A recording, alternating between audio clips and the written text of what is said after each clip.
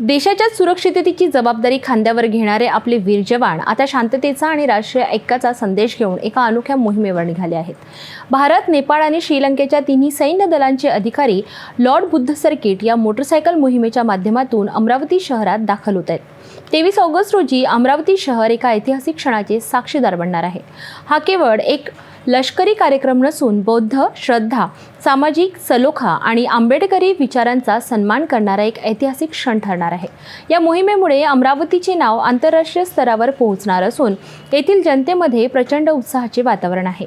या मोहिमेचे आयोजन समाजसेवक चंद्रकुमार जाजोदिया, ज्यांना लप्पी भैया म्हणूनही ओळखले जाते, यांच्या दूरदृष्टीमुळे आणि समर्थ प्रायोजकतामुळे शक्य झाले आहे। पत्रकार परिषदेत बोलताना त्यांनी या मोहिमेचे महत्त्व विशद केले। हे पथक बौद्ध धर्माचे केंद्रस्थान असलेल्या बोधगया येथून निघाले असून भारतातील अनेक राज्यांच्या शांततेचा आणि एकतेचा संदेश देत प्रवास करणार आहेत। अमरावतीमध्ये या पथकाचे आगमन हा विदर्भासाठी एक अभिमानास्पद क्षण असणार आहे। तीन देशों की ये जो सर्किट यात्रा है, इसमें मैं अमरावती के सभी नागरिकों से निवेदन करूंगा कि वो ज़्यादा से ज़्यादा संख्या में उपस्थित रहकर इन सैनिकों के सम्मान में अपनी सलामी तो देवे ही और इस ऐतिहासिक क्षण के साक्षी बने। यह यात्रा नहीं है, यह पूरे विश्व को एक पैगाम है शांति का कि नेपाल, भारत और श्रीलंका की सेना एक है और हम शांति प्रिय लोग हैं। चीन बार बार भारत को आँख दिखाता है, बताता है कि श्रीलंका हमारे पास है, नेपाल हमारे पास है। उनकी गलतफहमी भी दूर करना इस यात्रा का एक बड़ा उद्देश्य है। साथ ही इस यात्रा में जो लॉर्ड बुद्ध सर्किट कहा गया है, तो बुद्ध शांति के प्रतीक थे। पूरे दुनिया को शांति का संदेश देना है, इसी को ध्यान में रखते हुए ये यात्रा जहाँ भगवान बुद्ध गए थे, उनके जो जहाँ बड़े बड़े तीर्थ स्थल है, वहाँ से यह यात्रा गुजरेंगी। और तीसरा, नवयुवकों को बड़े पैमाने पर भारतीय सेना में शामिल होने के लिए नए नए कैरियर से अवगत कराना इस यात्रा का उद्देश्य है। तो मैं आप सबसे पुनश्च निवेदन करूँगा कि आप सब इस यात्रा को सफल बनाएं। धन्यवाद। Lord Buddha circuit try nation म्हणजे 3 देश आणि 3 सेनादल यांच्या माध्यमातून हे मोटरसायकल एक्सपिडिशन आहे।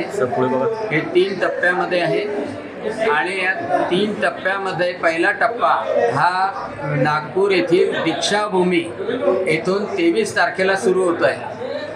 त्याला हिरवी झेंडी दीक्षाभूमी येथील सर्व पदाधिकारी आणि नागपूरचे पालकमंत्री चंद्रशेखरजी बावनकुळे दाखवतील। यामध्ये कर्नलच्या वरच्या दर्जाचे सर्व अधिकारी सामील झालेले आहेत।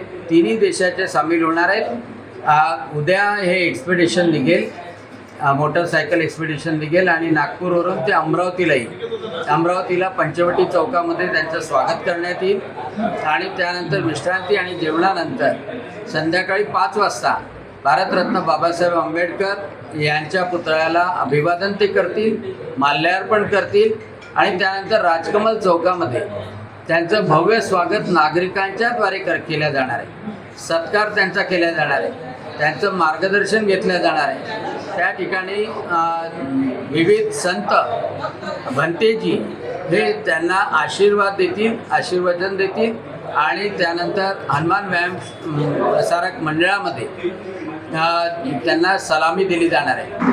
24 तारखेला ही यात्रा बडनेरा इथून यवतमाळ येथे जाईल। बडनेरला भारतरत्न बाबासाहेब आंबेडकर यांच्या पुतळ्यापासून ही सुरुवात होईल आणि यवतमाळवरून आदिलाबाद येथे जाईल। आदिलाबाद नंतर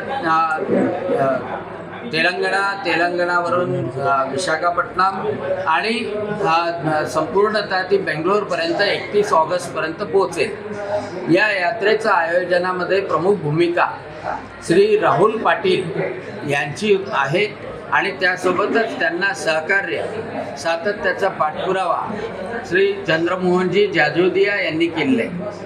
ही यात्रा फक्त जागतिक शांततेचा संदेश आणि युवकांमध्ये सेनेबद्दल आकर्षण, सेनेमध्ये येण्यासाठी प्रोत्साहन या उद्दिष्टाने ठेवलेली आहे।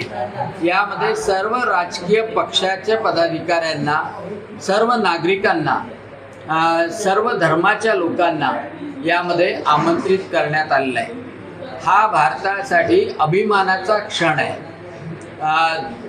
भगवान गौतम बुद्धांनी पूर्ण जगाला शांततेचा संदेश दिलेला आहे, ज्याची आज गरज आहे. भारतरत्न बाबासाहेब आंबेडकरांनी ज्ञानाचा, समतेचा, समरसतेचा संदेश दिलेला आहे, ज्याची आज आपल्याला नितांत आवश्यकता आहे.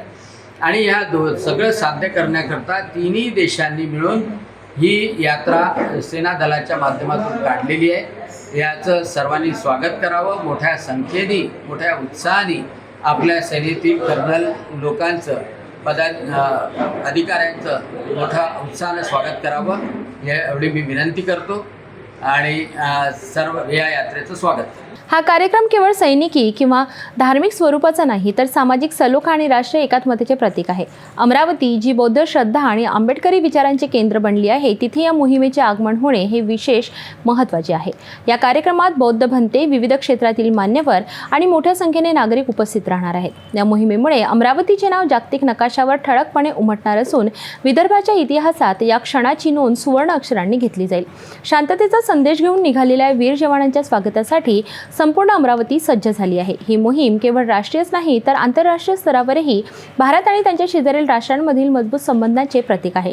या ऐतिहासिक क्षणासाठी अमरावतीकरांनी मोठ्या संख्येने उपस्थित राहून या मोहिमेचे स्वागत करावे आणि शांततेच्या या महान संदेशात सहभागी व्हावे. पत्रकार परिषदेत माहिती देताना खासदार अनिल बोंडे आणि सुनील राणा उपस्थित होते.